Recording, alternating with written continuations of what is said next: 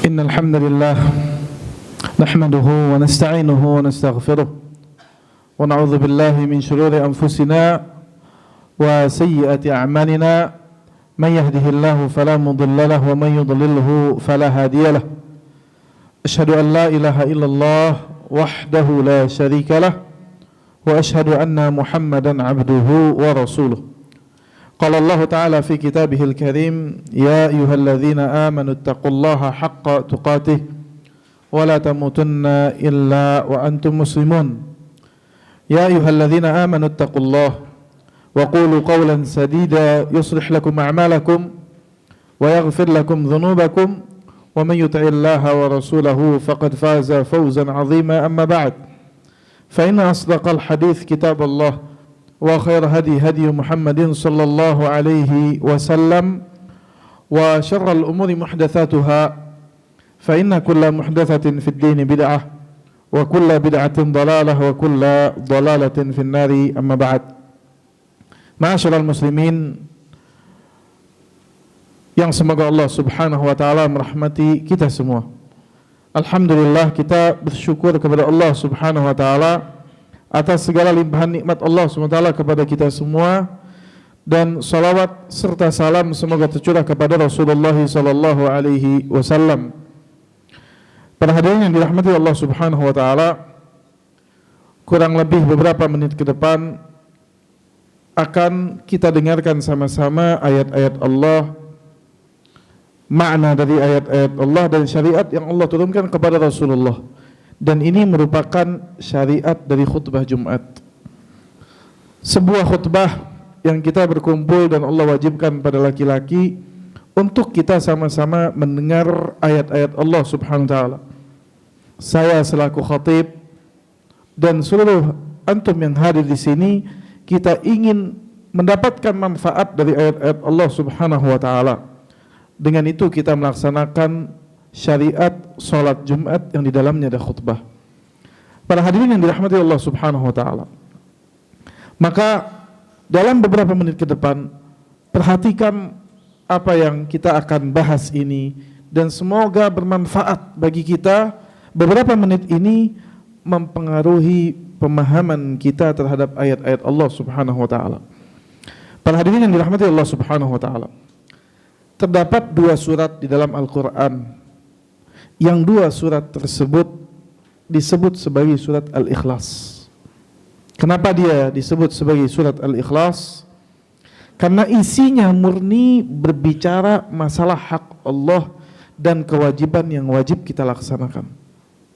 Ayat-ayat yang ada dalam Al-Quran terbagi. Ada konteksnya yang berbicara masalah ahkam syariat, hukum fikih. Ada yang konteksnya berbicara masalah umat yang telah lalu, kisah dari umat yang telah lalu. Ada konteksnya yang menjelaskan secara detail tentang apa yang akan terjadi dari perkara yaumul akhir. Dan di antara konteks Al-Quran ada yang khusus berbicara masalah hak Allah. Dan ini adalah masalah yang terbesar di dalam Islam. Bahkan ini yang menjadi pondasi. Pondasi dalam Islam itu apa? Iman kepada Allah Subhanahu wa taala secara mendasar. Mengetahui hak-hak Allah Subhanahu wa taala. Surat tersebut adalah surat Al-Kafirun dan surat Qul Huwallahu Ahad. Dua surat ini para ulama menjelaskan menjadi tafsir dari kalimat tauhid, yaitu la ilaha illallah. Kalimat yang dengannya seorang dikatakan dia masuk Islam. Kalimat yang ketika diikrarkan kalimat syahadat ini, seseorang jika meninggal di atas kalimat ini dan mentahqiq, memberikan porsi kalimat ini dengan benar, masuk ke dalam surga Allah. Allah jamin. Allah jamin dia masuk ke dalam surga.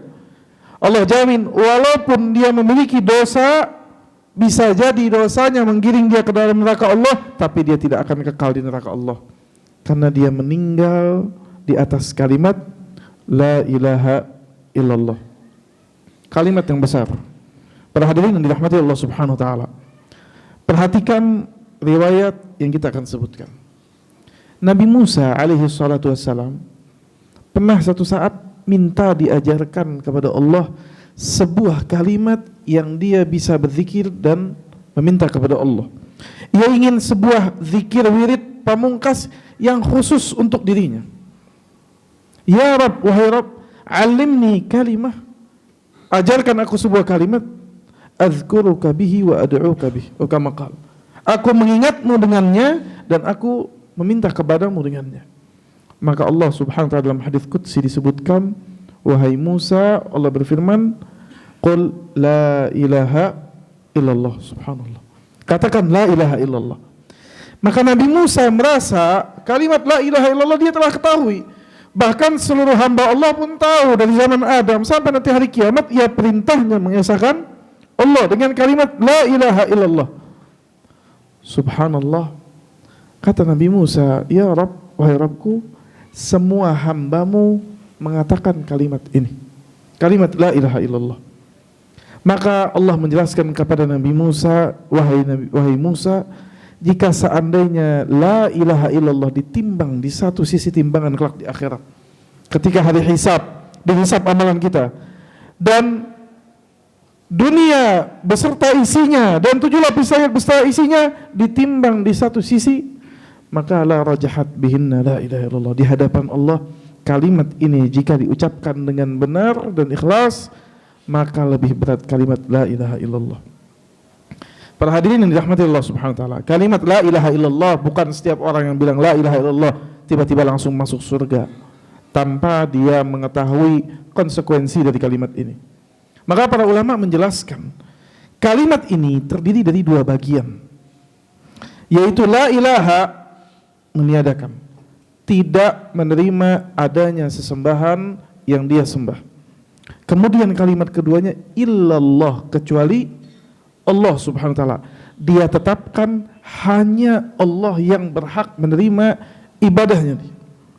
Tidak ada yang memberikan manfaat dan madarat, tidak ada yang menakdirkan takdir, tidak ada yang memegang nasib manusia kecuali Allah, sehingga kita tidak beribadah kecuali hanya kepada Allah. Kalimat la ilaha bagian pertama ini ditafsirkan dengan surat Al-Kafirun. Kalimat illallah, kata Ibn Taimiyah, ditafsirkan dengan surat Al-Ikhlas. Yang kita akan bahas, para hadirin rahmati Allah SWT, bagian pertama yaitu surat Al-Kafirun. Bagaimana surat Al-Kafirun menjelaskan kepada kita kewajiban harus meniadakan, menolak apa yang kita sembah selain Allah. Gak ada, gak bisa. Surat Al-Kafirun dengan permulaan ayat qul ya ayyuhal kafirun, katakanlah wahai orang-orang kafir, la a'budu ma ta'budun, sungguhnya aku tidak menyembah apa yang kalian sembah, wala antum 'abiduna ma a'bud, dan tidaklah kalian menyembah apa yang aku sembah. Disebutkan sabab nuzul, riwayat terjadinya ayat ini ketika turun. Kejadiannya saat itu orang kafir Quraisy berkumpul, ia datang kepada Rasulullah SAW.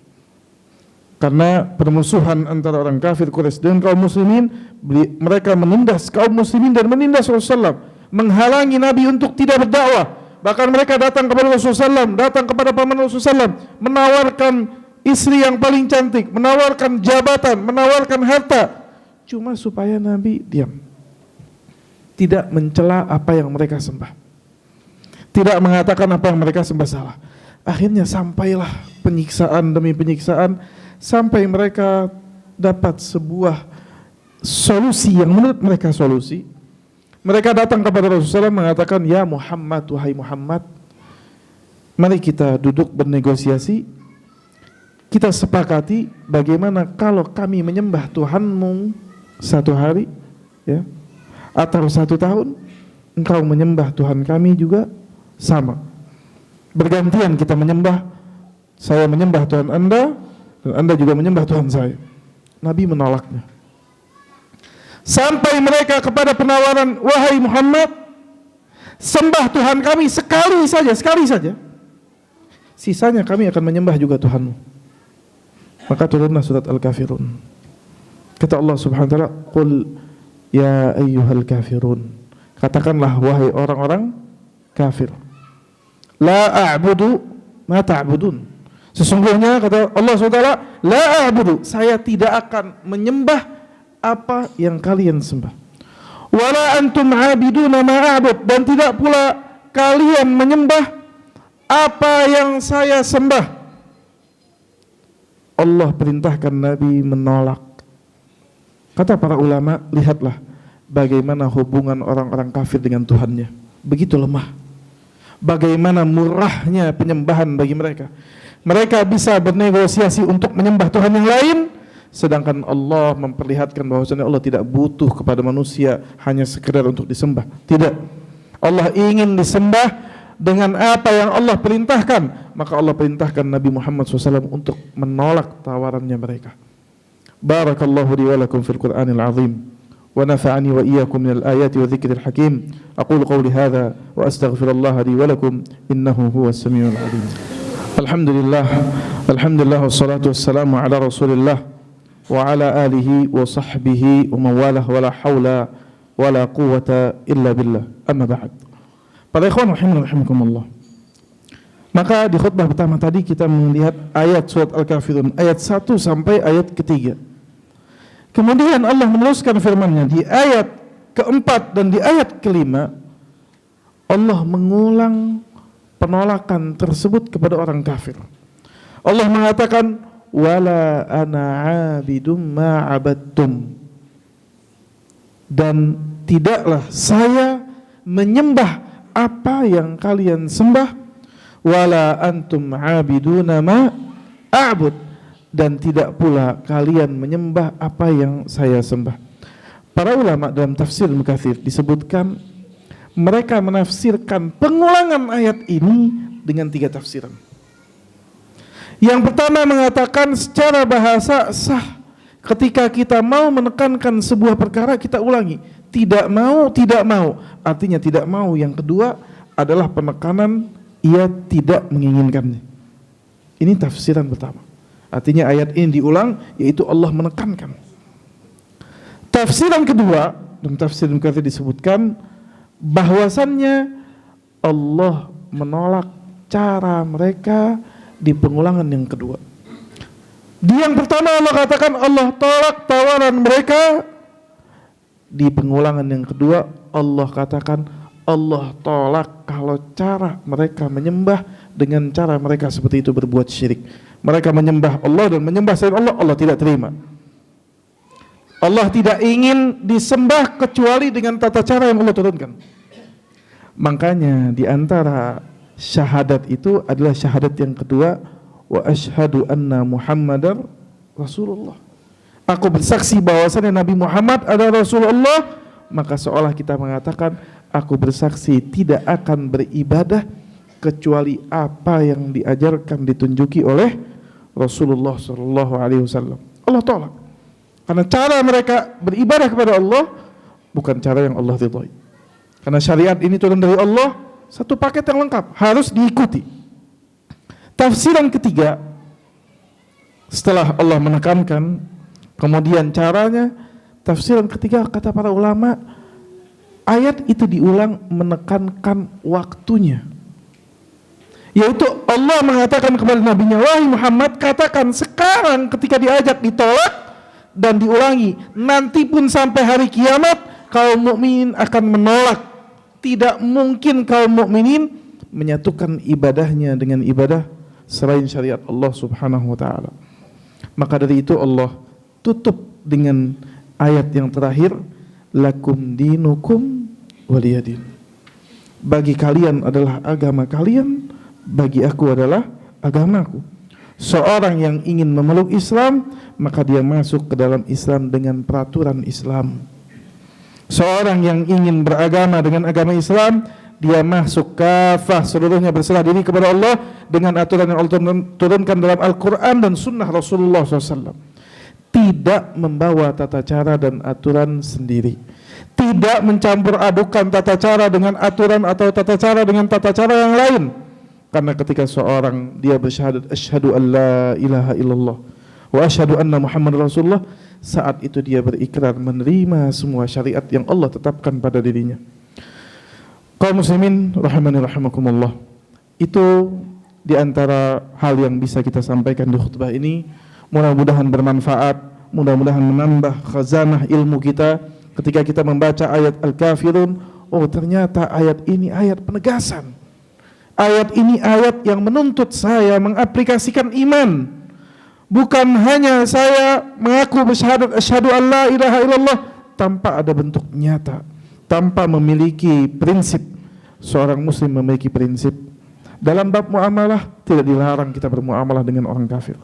Tapi dalam hal ibadah seorang muslim memiliki prinsip. Innallaha wa malaikatahu yusalluna 'alan nabi. Ya ayyuhalladzina amanu sallu 'alaihi wa sallimu taslima. Allahumma salli 'ala Muhammad wa 'ala ali Muhammad kama shallaita 'ala Ibrahim wa 'ala ali Ibrahim wa barik 'ala Muhammad wa 'ala ali Muhammad kama barakta 'ala Ibrahim wa 'ala ali Ibrahim fil 'alamin innaka Hamidum Majid. Allahumma ighfir lil muslimina wal muslimat wal mu'minina wal mu'minat al ahya'i minhum wal amwat innaka sami'un qaribun mujibud da'wat ya qadiyal hajat. Allahumma arhamna bil Qur'an waj'alhu lana imama wa huda wa nura wa rahmah. Allahumma dhakkirna minhu ma nusina wa 'allimna minhu ma jahilna warzuqna tilawatahu ana al-lail wa atrafan nahar waj'alhu lana hujjatan ya rabbal alamin. Allahumma arina al-haqqa haqqan warzuqna ittiba'ah wa arina al-batila batila warzuqna ijtinabah. Rabbana atina fid dunya hasanah wa fil akhirati hasanah wa qina adzaban nar. Rabbi ighfir lana wa liwalidina warhamna warhamhuma kama rabbawna shighara. Allahumma arzuqna rizqan halalan tayyiba. Allahumma arzuqna rizqan halalan tayyiba. Rabbana zalamna anfusana fa in lam taghfir lana wa tarhamna lanakunanna minal khasirin wa tub alaina innaka antat tawwabur rahim. Ya muqallibal qulub tsabbit qulubana ala dinik wa ya musarrifal qulub sarrif qulubana ala ta'atik. Sallallahu ala nabiyina Muhammad wa ala alihi wa sahbihi wasallam. Wa akhiru da'wana anil hamdulillahi rabbil alamin wa aqimis salah.